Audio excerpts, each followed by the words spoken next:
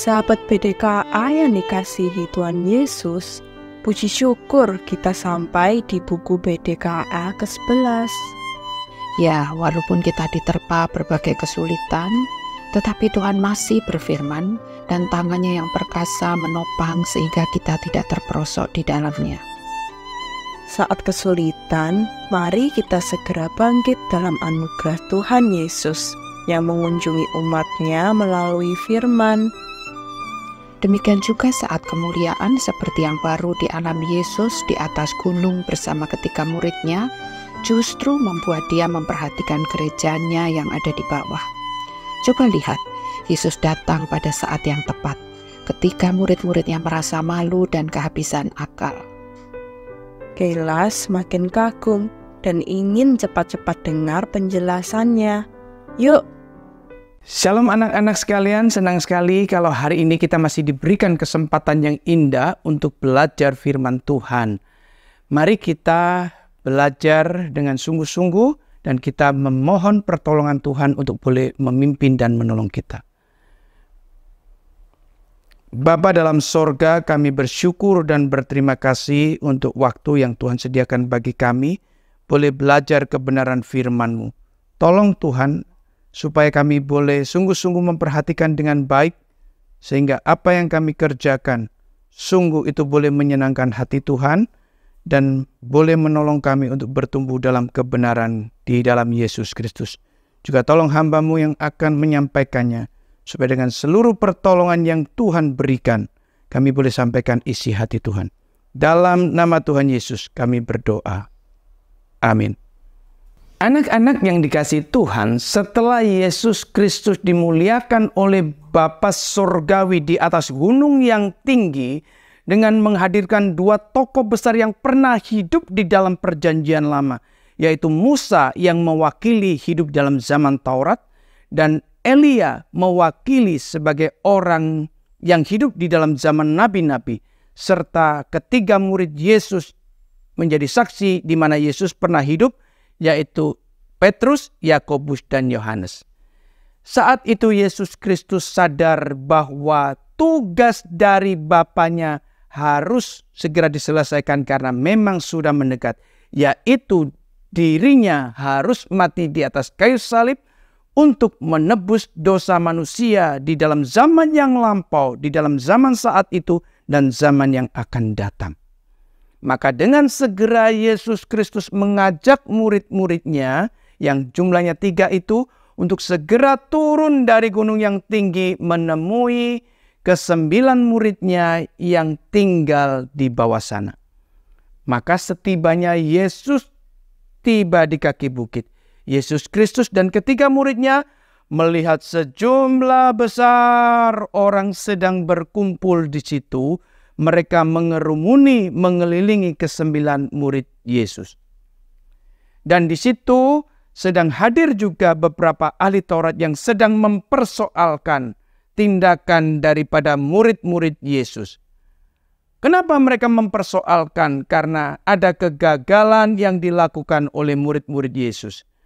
Kalimat demi kalimat yang dilontarkan, yang diucapkan oleh beberapa ahli Taurat ini kepada ke-9 murid Yesus, membuat murid Yesus mengalami satu tekanan yang berat, mengalami satu kekacauan di dalam berpikir. Saat itulah orang-orang ahli Taurat merasa menang dan merasa senang. Tetapi ada satu bahaya yang besar juga, karena perkataan demi perkataan dan kegagalan daripada murid-murid Yesus ini menjadi pengaruh yang besar kepada jumlah orang yang hadir saat itu. Anak-anak yang dikasihi Tuhan, ketika Yesus Kristus melihat apa yang dialami oleh murid-murid ini, Yesus Kristus tidak membiarkan begitu saja. Karena Yesus Kristus tahu persoalan yang dihadapi oleh murid-muridnya yang adalah warga kerajaan surga. Itu merupakan juga persoalan bagi kerajaan surga atau kerajaan Allah.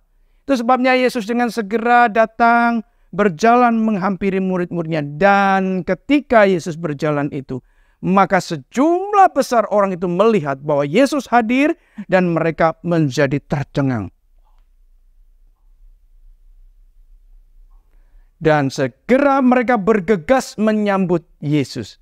Tetapi sambutan mereka tidak membuat kaki Tuhan Yesus berhenti untuk berjalan menuju kepada murid-muridnya yang berjumlah 9 yang sedang menghadapi ketakutan dan kekacauan di dalam berpikir. Setibanya Yesus tepat di hadapan murid-murid dan para ahli Taurat, maka Yesus bertanya kepada para ahli Taurat, "Apa yang sedang kau persoalkan dengan mereka?" Yaitu ke-9 muridnya. Pertanyaan ini bukan berarti Yesus tidak tahu apa yang sedang terjadi dan apa yang dipersoalkan oleh para ahli Taurat. Tetapi Yesus Kristus ingin mendengar langsung satu pengakuan yang jujur dari mulut para ahli Taurat. Tetapi ternyata tidak satu pun jawaban itu diberikan oleh para ahli Taurat.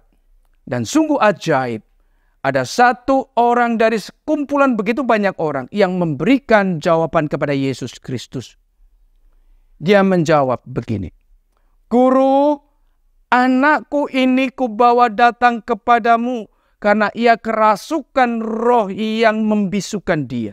Dan setiap kali roh itu datang menyerang dia, roh itu membanting anakku ke tanah, mulutnya berbusa, giginya bekertakan, dan tubuhnya mengejang. Dan aku sudah meminta kepada murid-muridmu untuk mengusir roh itu, tetapi murid-muridmu tidak dapat mengusirnya."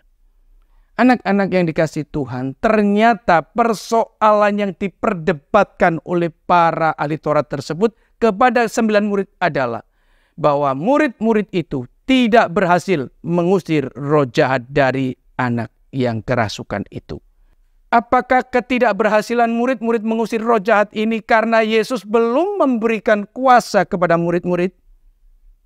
Tidak, karena Markus pasal 3 ayat 15 dan Markus pasal 6 ayat 7 mengatakan bahwa Yesus sudah memberikan kuasa kepada muridnya untuk mengusir setan. Yesus sudah memberikan kuasa kepada murid-muridnya, berkuasa atas roh-roh jahat, artinya mampu mengusir roh jahat. Tetapi pertanyaannya, mengapa murid-murid saat itu gagal mengusir roh jahat yang merasuk di dalam diri seorang anak?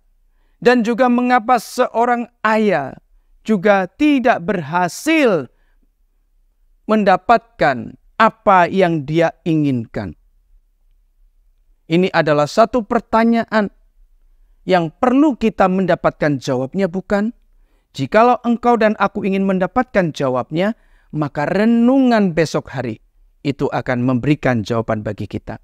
Tetapi sebelum saya mengakhiri cerita ini, yang perlu kau ketahui dan semua orang ketahui, bahwa kau dan aku adalah sama-sama warga kerajaan surga.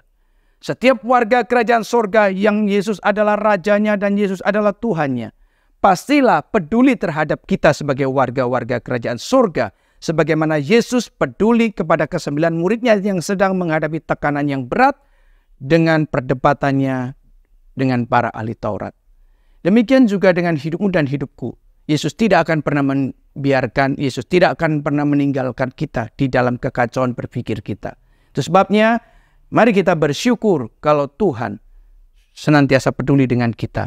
Dan hari ini juga kau dan aku boleh tahu bahwa ketika roh setan, roh jahat itu merasuk seseorang, maka roh itu membuat seseorang menderita dan mengalami penderitaan yang tidak pernah berkesudahan.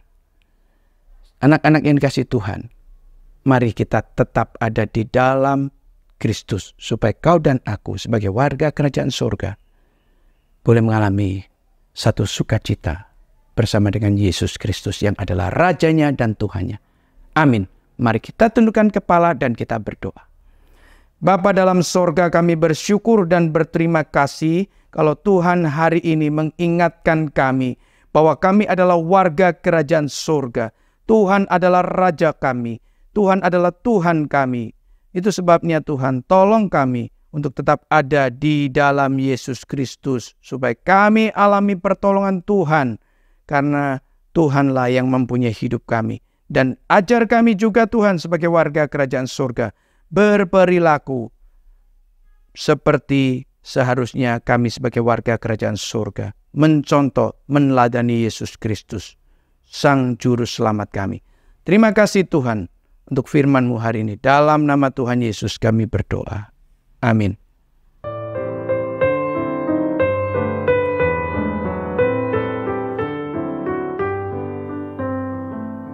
Tuhan Yesus baik sekali ya, Ma. Walau dia sudah mengalami kemuliaan Bapa, namun masih memperhatikan gerejanya. Dengan sangat rendah hati, benar, lihat saja, Yesus yang dimuliakan itu wajahnya tampak cerah dan riang, dan membuat semua orang yang menyaksikan merasa tercengang. Luar biasa, Yesus selalu datang tepat pada waktunya. Bahkan ketika murid-murid merasa malu dan kehabisan akal. Jadi, ketika kita datang kepada Yesus, artinya kita mendapat kesempatan untuk berbagian di dalamnya. Berarti, tidak ada seorang pun yang boleh sombong karena berada di dalam lingkaran dekat Yesus. Sebaliknya, mari semakin ikatkan diri dalam persekutuan dengannya. Karena begitu besar godaan dari ketidakpercayaan orang-orang yang mengelilingi kita, yang menghambat kerinduan kita untuk bersaksi. Itu sebabnya kita wajib lanjutkan baca dari Markus 9 ayat 19 sampai 22. Shalom.